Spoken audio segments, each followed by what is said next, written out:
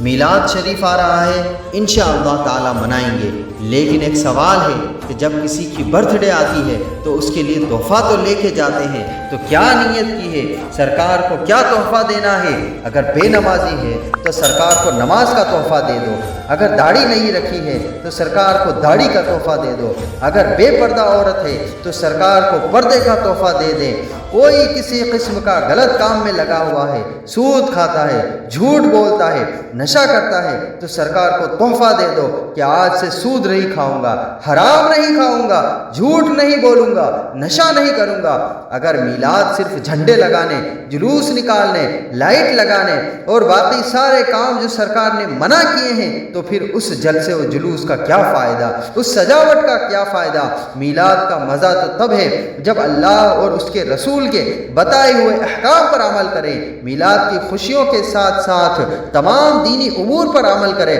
تب میلاد کا فائدہ ہے، ورنہ صرف دکھاوے کے عمل کا کچھ فائدہ نہیں۔ اس لیے ہمیں میلاد اس انداز میں منانا ہے تاکہ لوگ ہمیں دیکھ کر کہیں کہ یہ وہ لوگ ہیں جو میلاد بھی مناتے ہیں اور مسجدیں بھی آباد کرتے ہیں اور غیر شرعی امور سے اپنے آپ کو روکے بھی رکھتے ہیں۔